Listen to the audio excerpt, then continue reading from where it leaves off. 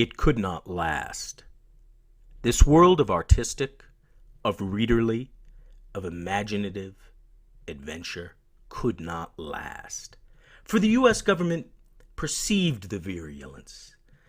And so, Big Brother steps in. There had been a pervasive concern about comics in U.S. society from the start.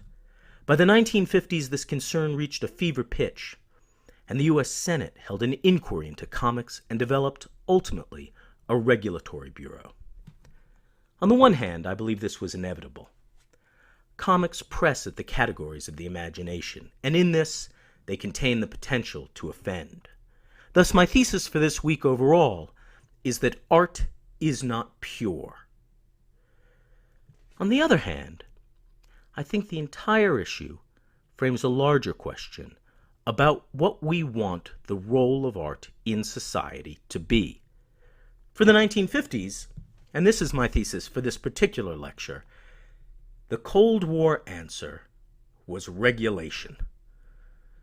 The larger question concerns the nature of art, for if art is not pure, if it is enmeshed with the social fabric, and if it is, by definition, inquiring into that social fabric and to the very forms of representation that constitute its identity and statement, then what is the role of society in relationship to art? At what level do we say enough is enough? Enough of this. We need to regulate. We need to control the public discourse. Enough of this. There should be no regulation. People have a right to explore whatever imaginative venues they want. For the history of comics, regulation launched a new impulse. And in this week, I'm going to tell you both about the regulatory crackdown, but also about three responses: the rebirth of the superhero in the Silver Age, the underground comics of the 1960s and 1970s, and a new distribution scheme known as the direct market. Our story focuses on EC Comics, and it begins by returning to Max Gaines, who you'll remember was one of the pioneers of the comic book pamphlet. By the 1940s, Max Gaines was running All American Comics, which was bought in 1944 by DC Comics. Max Gaines retained Educational Comics, a company that produced, among other stories, Bible stories. In 1947, he died in a boating accident, and his son, Bill Gaines, an NYU chemistry student, inherited the company and found himself on the ACMP Board of Directors. The ACMP was in charge of maintaining decency in comics. I'll read to you a bit from their ad. Look for this seal on every comic magazine you buy. This seal is used by the Association of Comics Magazine Publishers, which believes in decency and good taste. The association has been joined by leading magazine distributors, wholesalers, printers, and engravers serving the industry. The association does not believe in censorship. It believes in self-regulation. If you want the best comic magazines, always look for the association's seal on the front cover. It is your guarantee of quality and entertainment. And there you see, in the upper right hand, the actual seal that appeared on the front of comic book covers that assured the reader that quality and decency were maintained. And if there was any question, there is an actual seal drawn on the ad to show us that all things are in good taste. Bill Gaines did not necessarily want to be a comic book publisher, and he didn't find the stories of Educational Comics to his taste. And so he revised the brand, changing Educational Comics to Entertaining Comics. And in doing so, he introduced what became known as the New Trend. The New Trend began with issue 15 of Crime Patrol, and in it, Bill Gaines' writer Al Feldstein told a horror story. The horror story was presided over by a character known as the Crypt Keeper. The Crypt Keeper was a weird, ghoulish figure who acted as a kind of MC for the stories contained in the comic, and sometimes even played a role in the comic itself. Feldstein hit a nerve, and the horror stories were good.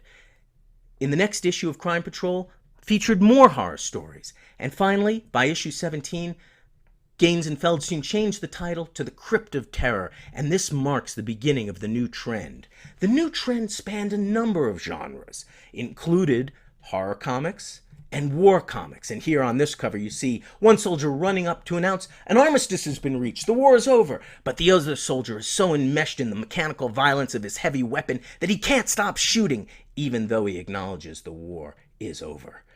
EC also told current stories. There you see the hypodermic needle of my last lecture. It told science fiction stories, weird science fantasy. The cover reminds us that not all science fiction adventures end happily. All these stories, clustered in different genres, shared a common denominator, and that was an ironic or surprise ending. And you can see this attitude writ on the cover of one of the great EC comics, Mad Magazine. Mad Magazine was presided over by Harvey Kurtzman, and it brought the EC sensibility to humor. Humor in a jugular vein. Here you see the Mad Magazine Mona Lisa, the beautiful girl of the month, and she brings out the virulence of comics and the EC attitude, an attitude in which all things were up for question, in which all things could become spectacle and humor. All things were alive to an ironic jolt. EC also brought recognition for its artists. And just as we see the EC attitude writ large on this cover, we also see the name of the artist, Basil Wolverton. EC named all its artists, Jack Davis, Wally Wood, Johnny Craig, Joe Orlando, Basil Wolverton, Will Elder, and many more. It gave them credit where credit was due. And so, EC brought together a number of different themes. On the one hand, it revised educational comics into entertaining comics. And in that, it brought all the lasciviousness, all the hyperbole of comics directly to the reader. On the other hand, it also did this with a social awareness, touching upon the hot buttons of the 1950s. It did this too by crediting its artists. Here we see all these things coming together in a wonderful cover by Wally Wood. Wally Wood named as the artist. And so, I offer EC Comics to demonstrate two theses. My overall thesis for this week that art is not pure, but also my thesis for this particular lecture that comics are part of American Cold War culture. And we see this most directly in the comic book hearings. The comic book hearings were part of a United States subcommittee on juvenile delinquency, and EC was certainly not the only company implicated. Indeed, all the comics companies were implicated. And Michael Chabon, incidentally, has an excellent novel that fictionalizes this whole period of comics history known as The Amazing Adventures of Kavalier and Clay. The comics hearings in particular were held on April 21st and 22nd and June 4th, 1954. Bill Gaines was called to the stand, and I want to read you the record. Here, Mr. Beezer interviews Mr. Gaines. Let me get the limits as far as what you put into your magazine. Is the sole test of what you would put in your magazine whether it sells? Is there any limit you can think of that you would not put in a magazine because you thought a child should not see or read about it? No, I wouldn't say that there's any limit for the reason you outlined. My only limits are the bounds of good taste, what I consider good taste. Then you think a child cannot in any way, shape, or manner be hurt by anything that a child reads or sees. I don't believe so. There would be no limit, actually, to what you put in the magazines. Only within the bounds of good taste. Your own good taste and salability, yes. Here's your May 22nd issue. This seems to be a man with a bloody axe holding a woman's head up, which has been severed from her body. Do you think that is in good taste? Yes, sir, I do. For the covers of a horror comic, a cover in bad taste, for example, might be defined as holding the head a little higher so that the neck could be seen dripping blood from it, and moving the body over a little further so that the neck of the body could be seen to be bloody. You have blood coming out of her mouth. A little. Here's blood on the axe. I think that most adults are shocked by that. Here's another one I want to show him. This is a July one. It seems to be a man with a woman on a boat, and he's choking her to death here with a crowbar. Is that in good taste? I think so. How could it be worse? The evidence is in the report. Gaines was entirely blindsided by the questions. He answered them honestly as he thought. But the questions remained. What defines good taste? Should a child walking into a drugstore find at the level of his or her eyesight a bloody, dismembered body? Legend has it that Gaines, in fact, had asked Johnny Craig to revise the drawing exactly in the way he said, and that in doing that, he was defending what he saw as quality and good taste. But the question remains, is it not excessive? This is a question for our own day as well.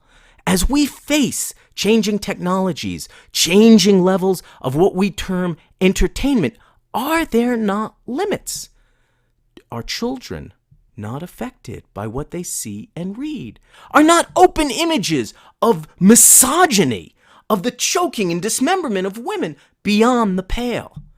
Frederick Wertham, a psychiatrist of the time and major publisher, came out shortly after the hearings with The Seduction of the Innocent. Seduction of the Innocent argued that comics were largely responsible for juvenile delinquency. He wrote, Hitler was a beginner compared to the comic book industry. They could get children much younger. They teach them race hatred at the age of 4 before they can read. Wertham has been deeply vilified by the comics community as speaking against art overall, as speaking against the free exploration of art, as in fact misinterpreting the mission of EC Comics, which were bringing questions of racial and gender inequality to the fore. However, Wertham's argument is in the visual pudding. Is not showing this material enough? Is not showing this material a mode of encouraging it? Indeed, comics were not the only entertainment form to shake up 50s culture. In 1953, before the hearings, William S. Burroughs came out under the pseudonym William Lee with his marvelous novel Junkie. And this, too, it seems part of the world of Murder, Morphine, and Me. It seems part of a world exploring the limits of addiction and of imaginative liberation through chemical substances. The year before the hearings, Charlie Parker, wonderful jazz musician, but also involved in drug culture, assembled the great jazz band, the Quartet, Max Roach, Dizzy Gillespie, Charles Mingus, at Massey Hall to give one of the great jazz concerts of bebop history. In 1954, in July, just after the hearing, Elvis Presley recorded the first Elvis Presley hit, That's All Right. And on the second day of the trial, the Army McCarthy trials began. Comics are part of a culture enmeshed in fear about the fifth column, enmeshed that its public expressions reflect a private corruption. This culture was fearful of this, was fearful that it was changing on the inside in ways it could not control. And so, the comics hearings are specifically geared towards regulating comics, but generally reflective of a larger Cold War culture a fear of social change.